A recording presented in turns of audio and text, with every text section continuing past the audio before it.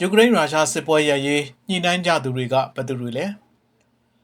အမေရိကန်ကိုယ်စားလှယ်အဖွဲ့ဟာယူကရိန်းစစ်ပွဲအဆုံးသတ်ရေးသဘောတူညီချက်ရရှိဖို့အရေးရုရှားသမ္မတဗလာဒီမာပူတင်နဲ့စကားပြောဖို့ကရီမလင်နန်းတော်အထိသွားခဲ့ပါတယ်။အဲ့ဒီခီးစဉ်ဟာယူကရိန်းအရေးသဘောတူညီချက်တစုံတရာရရှိဖို့ပြီးခဲ့တဲ့သတင်းပတ်တွေအတွင်းတန်ခင်းတမန်ခင်းအရတော်တော်တိုက်အားထုတ်မှုလည်းဖြစ်ပါတယ်။အဲ့ဒီခီးစဉ်အပြီးမှာယူကရိန်းသမ္မတဇလန်စကီလည်းဗြိတိန်ကိုရောက်ပြီးဗြိတိန်ဝန်ကြီးချုပ်အပြင်ပြင်သစ်သမ္မတဂျာမနီဝန်ကြီးချုပ်နဲ့တွေ့ဆုံမှုတွေထွက်ပေါ်ခဲ့ပါတယ်။အဲ့ဒီတွေ့ဆုံမှုမတိုင်ခင်တုန်းကတော့အမေရိကန်သမ္မတထရန့်ဟာ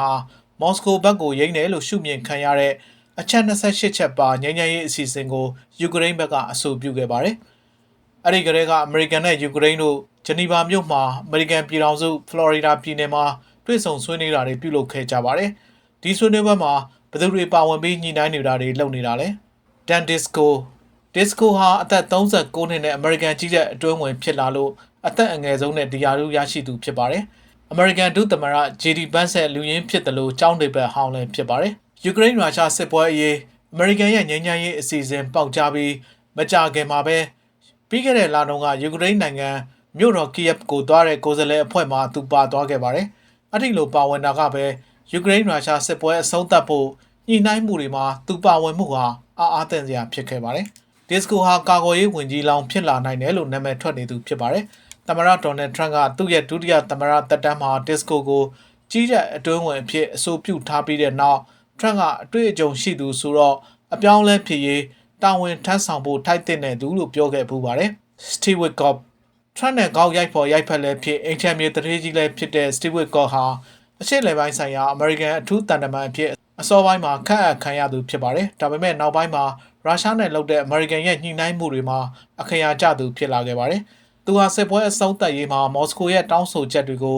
ပိုရင်းစဉ်းစားတယ်ဆိုပြီးဝေဖန်ခံနေရပါတယ်။အခုနှစ်အတွင်းမှာယူကရိန်းမြို့တော်ကီယက်ကိုမသွားဘဲရုရှားမြို့တော်မော်စကိုကို6ပေါင်ပတက်သွားခဲ့ပါတယ်။အခုနောက်ဆုံးသူသွားခဲ့တဲ့မော်စကိုခီးစဉ်ဟာပူတင်နဲ့တွေ့ဖို့သွားတဲ့6ချိန်မြောက်လူသိရှင်ကြားခီးစဉ်လည်းဖြစ်ပါတယ်။မာကိုရူဘီယိုကတော့အမေရိကန်နိုင်ငံသားရေးဝန်ကြီးလည်းဖြစ်တာကြောင့်နိုင်ငံရဲ့ထိပ်တန်းတန်တမန်တူလည်းဖြစ်ပါတယ်။သူဟာဂျနီဗာမှာပြုလုပ်နေတဲ့အမေရိကန်ကိုယ်စားလှယ်အဖွဲ့ကိုဦးဆောင်ခဲ့ပါတယ်။အဲ့ဒီဆွေးနွေးပွဲဟာနောက်ဆုံးထွက်လာတဲ့ငြိမ်းချမ်းရေးအစီအစဉ်အသေးစိတ်ဖြစ်လာပါတယ်။အရင်ကတော့သူဟာထရန့်အစိုးရအဖွဲ့မှာတခြားလူတွေတဲ့ရုရှားကိုပို့ပြီးဝေဖန်တတ်သူလို့လူသိကြပါတယ်။အမေရိကန်ပြည်ထောင်စုဖလော်ရီဒါပြည်နယ်မှာလုပ်တဲ့ဆွေးနွေးပွဲမှာစကားပြောချိန်တုန်းကတော့သူကနောက်ဆုံးပြုလုပ်ထားတဲ့တန်ခင်းတမန်ခင်းဆောင်ရွက်ချက်ဟာတိုက်ပွဲအဆုံးသတ်ရေးသတ်မှတ်ချက်တွေအတွက်တင်မဟုတ်ပါဘူးလို့ပြောပါတယ်။ယူကရိန်းအတွက်ကာလကြာရှည်စီပင်ဖွံ့ဖြိုးမှုအတွက်သတ်မှတ်ချက်တွေလည်းပါဝင်ပါတယ်။ဒါကိုကျွန်တော်တို့ဒီနေ့အခြေတင်နိုင်ပြီလို့ထင်ပါတယ်။ဒါပေမဲ့ဆက်ပြီးလုပ်ရမှာတွေတော့ကြံသေးပါတယ်လို့သူကပြောပါတယ်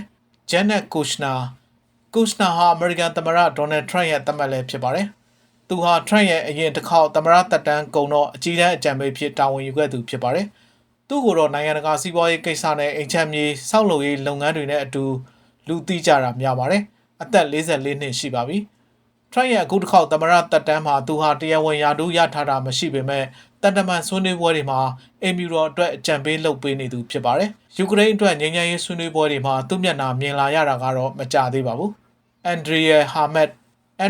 မက်ဟာပြီးခဲ့တဲ့သတင်းပတ်ကအဂတိတိုက်ဖျက်ရေးစီးနှင်းရှာဖွေမှုအပြီးယာထူးကနေနှုတ်မထွက်ခင်အထိယူကရိန်းသမ္မတဇလန်စကီရဲ့အရာရှိချုပ်အဖြစ်တာဝန်အကြာကြီးထမ်းဆောင်ခဲ့သူဖြစ်ပါတယ်။ပြီးတော့ယူကရိန်းအရေးညှိနှိုင်းမှုတွေမှာသူကဦးဆောင်လေ့ရှိပါတယ်။အရာရှိချုပ်ဖြစ်တာကြောင့်ဟာမက်ဟာအစိုးရအဖွဲ့မှာအာဏာကိုပေါ်ပေါ်တည်တည်သုံးနိုင်သူဖြစ်ပြီးအရေးကြီးတဲ့ငြိမ်းချမ်းရေးဆွေးနွေးပွဲဆိုရင်ဦးဆောင်ထွက်ဖို့ဇလန်စကီခန့်အပ်ခံရသူလည်းဖြစ်ပါတယ်။ဒါပေမဲ့ပြီးခဲ့တဲ့တစ်ပတ်တုန်းကတော့ကီယက်မြို့မှာရှိတဲ့သူ့အိမ်ကိုအဂတိလိုက်စားမှုတိုက်ဖျက်ရေးစုံစမ်းစစ်ဆေးသူတွေကဝင်ရောက်စီးနင်းပြီးနောက်မှာတော့သူ့နိုင်ငံရေးသမားဘဝကလည်းကမောက်ကမဖြစ်ခဲ့ရပါတယ်။ ရူစတန်အူမာရော့ကတော့ယူကရိန်းအမျိုးသားလုံခြုံရေးကောင်စီကိုဦးဆောင်နေသူဖြစ်ပါတယ်။ပြီးခဲ့တဲ့သတင်းပတ်ကုန်ပိုင်းမှာဖလော်ရီဒါမှာယူကရိန်းဆွေးနွေးပွဲလုပ်တော့ဟာမက်အစားသူကဦးဆောင်ညှိနှိုင်းသူလုပ်ခဲ့ပါတယ်။စစ်ပွဲအစောပိုင်းငြိမ်းချမ်းရေးဆွေးနွေးပွဲမှာသူပါဝင်ခဲ့ဘူးသူဖြစ်ပြီးနောက်ပိုင်းမှာတော့ယူကရိန်းကာကွယ်ရေးဝန်ကြီးဖြစ်လာခဲ့သူပါ။အခုဇူလိုင်လမတိုင်ခင်အထိသူ့ဝန်ကြီးရာထူးမှာဆက်ရှိနေခဲ့ပါတယ်။ဆွေးနွေးပွဲတွေမှာဟာမက်အစားအူမာရော့ကိုအစားထိုးအနေနဲ့ခေါင်းဆောင်ခိုင်းလိုက်ပြီလားဆိုတာမရှင်းလင်းသေးပေမဲ့ဇက်တိုင်မလုံနိုင်တဲ့ဒီဆွေးနွေးပွဲအရေးမှာကီယက်အတွက်အချိန်နဲ့တပြေးညီဖာထိန်နိုင်အောင်လုပ်နိုင်တယ်လို့ဆိုနိုင်ပါတယ်။ကီရီဒီမီထရီယက်ဟာအမေရိကန်သမ္မတဒေါ်နယ်ထရန့်ရဲ့ဒုတိယအကြိမ်မြောက် သမရတတန်စတင်ချိန်ကလေးကရုရှားနဲ့အမေရိကန်တန်ငဲတမန်ငင်းဆက်ဆံရေးရှေ့ဆောင်အစီအစဉ်တွေကိုတရားခင်းနေသူဖြစ်ပါတယ်။အမေရိကန်ပြည်ထောင်စုမှာနေထိုင်လှုပ်လှုပ်ကင်ပူပြီးနိုင်ငံခြားတန်တမန်ရေးနဲ့စစ်ပတ်ဆိုင်ရာအပေးယူကိစ္စတွေမှာပို့ပြီးအတွေ့အကြုံရှိသူလည်းဖြစ်ပါတယ်။ပူတင်ရဲ့လူရင်းတွေအများစုနဲ့မတူတာကသူဟာအမေရိကန်ရုပ်သံစတူဒီယိုတွေနဲ့လည်းမစိမ့်သူဖြစ်ပါတယ်။ထရန့်ရဲ့တန်ငင်းတမန်ငယ်စွမ်းရည်ကိုချီးကျူးတတ်တယ်လို့ရုရှားအစိုးရရဲ့ဖော်ချင်တဲ့လမ်းကြောင်းကိုအနောက်ကဘာကရုပ်သံကြည့်နေသူတွေနားထဲရောက်အောင်လုပ်နိုင်သူဖြစ်ပါတယ်။ပြီးခဲ့တဲ့လတုန်းကထွက်လာခဲ့တဲ့ငြိမ်းချမ်းရေးမူကြမ်းအစီအစဉ်ဟာဒီမီထရီယက်နဲ့ Steve Witkoff တို့မိုင်ယာမီမှာ3ရက်ကြာတွေ့ဆုံပြီးထွက်လာတာလို့လည်းသတင်းတွေထွက်ခဲ့ပါတယ်။ Yuki Ushakov ဟာဗလာဒီမာပူတင်ကိုနိုင်ငံသားရေးရာမူဝါဒအကြံပေးနေတာဟာ2012ခုနှစ်တည်းကဖြစ်ပါတယ်။သူဟာအမေရိကန်နိုင်ငံဆိုင်ရာရုရှားတန်မတ်အဖြစ်လဲ1998ခုနှစ်ကနေ2008ခုနှစ်အထိတာဝန်ထမ်းဆောင်ခဲ့သူပါ။ Bloomberg သတင်းဌာနကသတင်းဖော်ပြတဲ့အမေရိကန်အထူးတန်တမန် Steve Witkoff နဲ့သူကြားဖုံးပြောဆိုမှုအတန်ဖိုင်ပေါက်ကြားမှုမှာညှိနှိုင်းတာတွေမြန်မြန်တိုးတက်ဖို့ Ushakov က Trump ကိုပူတင်နဲ့စကားပြောစေလိုတဲ့ပုံပေါ်ပါတယ်။ပြီးခဲ့တဲ့တစ်ပတ်တုန်းကတော့မော်စကိုမှာသူကဥရောပအစီအစဉ်ဟာဖြတ်ခနဲကြည့်ရင်တောင်လုံးဝအပြုသဘောမဆောင်တယ်လို့ကျွန်တော်တို့အတွက်လည်းလုံးမဖြစ်ဘူးလို့သူကပြောပါတယ်။ဗလာဒီမာမက်ဒီစကီဟာပူတင်ရဲ့ထိပ်ပိုင်းညာလက်ရုံးတွေကတယောက်ဖြစ်ပါတယ်။သူဟာ2022ခုနှစ်မှာရုရှားကနေယူကရိန်းကိုကျူးကျော်မှုစတင်ကတည်းကရုရှားညီနိုင်ရေးအဖွဲ့မှအမြဲပါဝင်နေသူဖြစ်ပါတယ်။ရေးကျင်းမှုဝန်ကြီးဟောင်းလည်းဖြစ်တဲ့သူကိုယူကရိန်းအပေါ်ရုရှားကျူးကျော်စစ်ကိုတရားသောစစ်ပွဲအဖြစ်ကြောင်းပြထမ်းစာအုပ်မှာရေးသားခဲ့သူကိုကူညီခဲ့တဲ့အမာလိုင်းတယောက်လည်းဖြစ်ပါတယ်။သူ့ကိုယူကရိန်းနိုင်ငံအလယ်ပိုင်းက